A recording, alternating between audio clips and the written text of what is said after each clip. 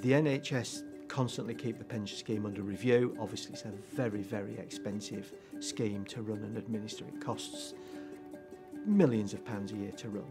So they made changes to the scheme in 2008, but then they made further changes to the scheme in 2015.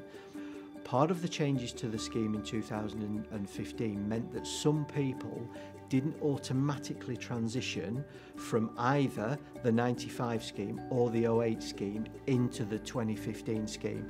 They put some kind of transitional arrangements in place for people that were aged between 46 and a half and 50, in a nutshell.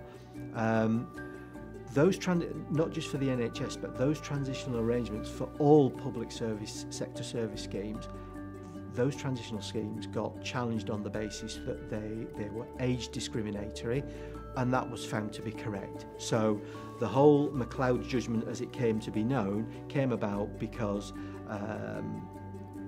it was found to be age discriminatory, so the government were made to put in place a solution to remove that age discrimination. That became known as the McCloud judgement.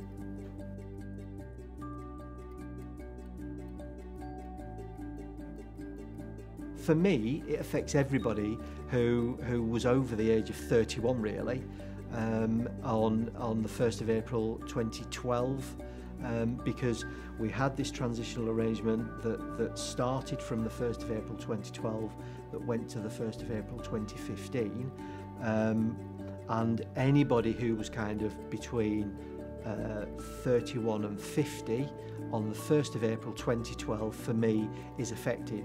Now it affects them because the scheme builds up benefits in different ways, and because the scheme's got different retirement ages and the scheme's got different ways in which those benefits are assessed against things like the annual allowance, for example, then for some people it potentially would be better had they been left in the old scheme, either the 95 scheme or the 08 scheme. But for some people, it is actually better if they did transition earlier across into the 2015 scheme.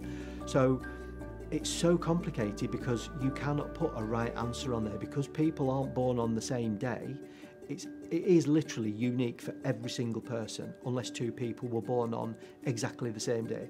So if two people were born on exactly the same day, they want to retire on exactly the same day, and they've earned the same level of income throughout their entire life, then their situation is the same. It is that unique, so it affects everybody differently.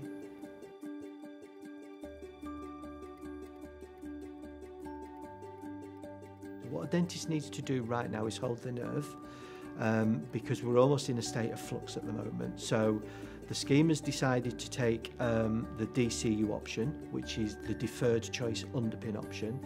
So nothing is going to happen until the very earliest March 2022. There's already grumblings that is actually going to get stretched out to possibly September or October 2023.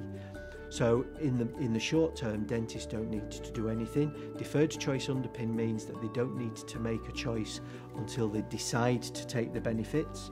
So you don't actually need to make a decision until you decide that you want to retire.